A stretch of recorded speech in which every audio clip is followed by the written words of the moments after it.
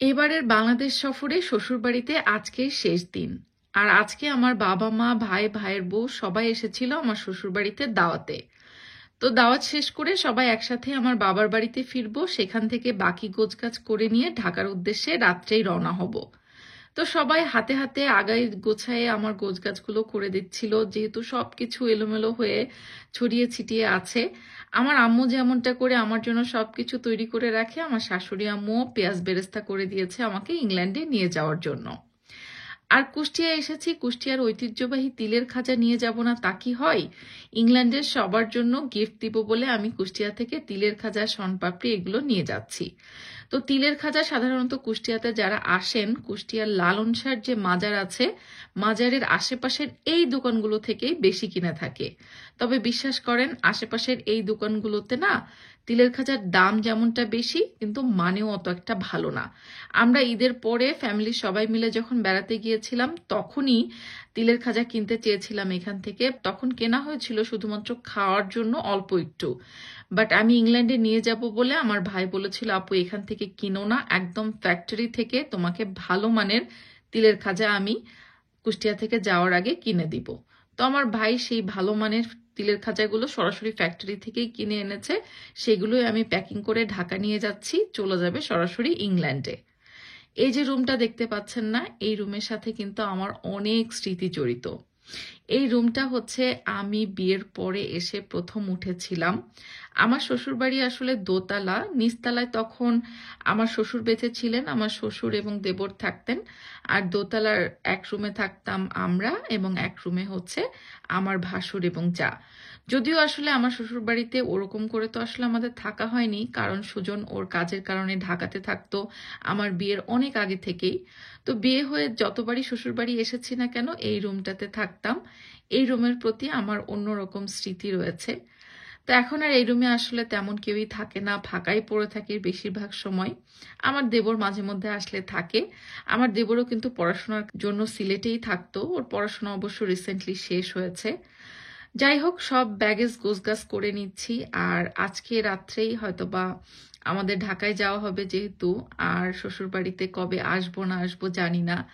আব্বু আম্মু এসেছিল, একসাথে আমাদেরকে নিয়ে আমার বাবার বাড়িতে চলে যাব, তারপরে সেখান থেকে ঢাকার উদ্দেশ্যে। তো সবকিছু গোছগাছ করে সবার সাথে বিদায় নিয়ে রওনা হওয়ার সময় এত বেশি খারাপ লাগছিল। আমাদের সাথে অবশ্য ঢাকাতে আমার দেবর যাবে, আব্বু আম্মু যাবে, তবে আমার শাশুড়ি এখন যাচ্ছে না, কারণ হচ্ছে ঢাকা থেকে আমার আবার নোয়াখালীর প্ল্যান আছে, নোয়াখালীতে যাব আমি এবং সেজার পাপা। তো আমাদের প্ল্যান অনুযায়ী নোয়াখালী থেকে ব্যাক করে সুজন আবার কুষ্টিয়াতে আসবে আম্মুকে নেওয়ার জন্য। আম্মু এখন আমাদের সাথে যাচ্ছে না, কারণ আম্মুর বেশ কিছু কাজ নাকি বাড়িতে আছে, সেই কাজগুলো শেষ করে দুদিন পরে ঢাকায় আসবে। এটা এক নজরে কোরআনের বিভিন্ন তর্জমা বা আরো অনেক তথ্য সম্বলিত করা। আমি তিনটা অর্ডার করছিলাম, একটা আমরা নিয়ে যাবো, পড়বো, ওই জন্য আমি ইয়ে করছি, আর দুইটা দিয়ে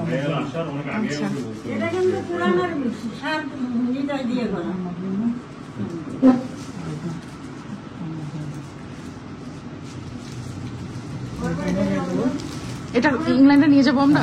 আচ্ছা দেখি,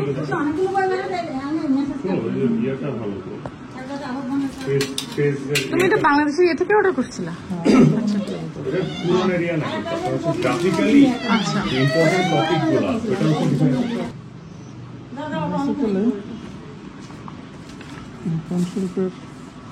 মানে সূরা বাকারা সম্পর্কে যাবতীয় মানে শখ আকারে খুব সুন্দর করে ইয়ে করে দেওয়া। হ্যাঁ, নাজিল কেন হয়েছে, কোথায় হয়েছে, এই যে মদিনা যুগের প্রথম সূরা, আয়াত সংখ্যা কত, এরকম সব কিছু ইয়ে করা, মানে বাংলাতে, সাথে তর্জমাও আছে, মেন যেই কথা সেটা ইয়ে। তাহলে চলো এটা যত্ন করে নিয়ে নিই।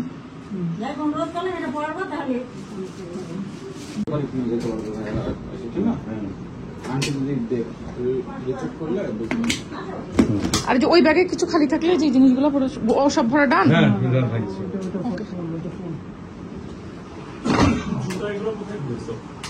হ্যাঁ? এই যে এটা যে ব্লু ব্যাগটা আছে না একটা আপনার আমাদের ভিতরে দিয়ে দেবো, কিন্তু আমার স্যান্ডেলও যাবে, আমার স্যান্ডেলও নেওয়া না। ওয়াও কি সুন্দর।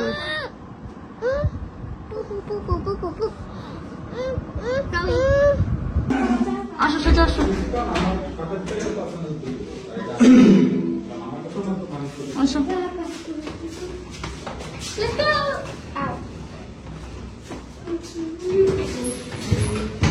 যাও।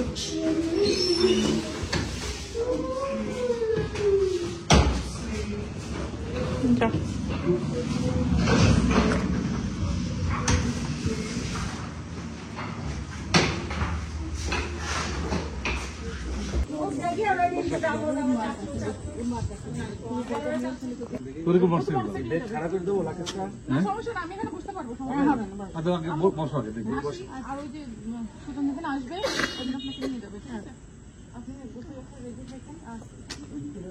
দেখা হবে আম্মু আবার। দেখো আম্মু এখনই কাঁদছে, আম্মু এখনই কাঁদছে। ঢাকায় যাচ্ছে না, বলছে যে যাওয়ার সময় তো খারাপ লাগে, আমি যাবো না দেখা যাচ্ছে। না আম্মু এখন কাঁদেন না। আরে আল্লাহ, আমি তো আসতেছি আসলে। আবার আসবে তো, ওই যে আপনার ছেলে আসবে আর আপনি তো ঢাকা যাবেন। হ্যাঁ হ্যাঁ, এই যে আপি যাও, তুমি আপি যাবো, আপি আপি ওই আপি কই, এই যে আপি। আগে না সামনে কিন্তু 2 জন বসতে হবে, বিপাশে তো আসি। একটু কষ্ট হবে। আচ্ছা, ব্যাগটা আমার কাছে উপরে উপরে নেবো না। ও ব্যাগটা কাছে লাগা এই দিকে।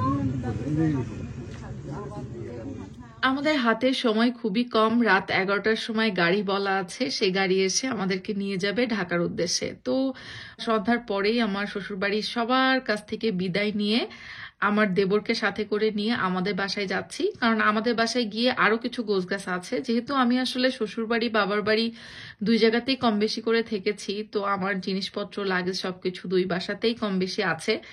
আর আমার আম্মু অনেক জিনিস রেডি করেছে ইংল্যান্ডে নিয়ে যাব বলে, তো সেইগুলো কুষ্টিয়া থেকে একবারে বেঁধে ছেঁধে নিয়েই রওনা হতে হবে ঢাকার উদ্দেশ্যে।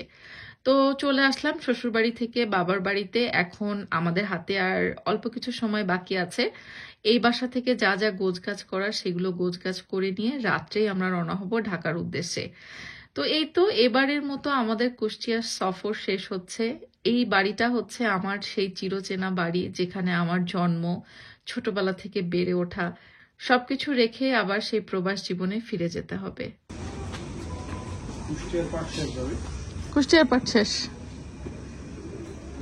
বিদায় বাংলাদেশ।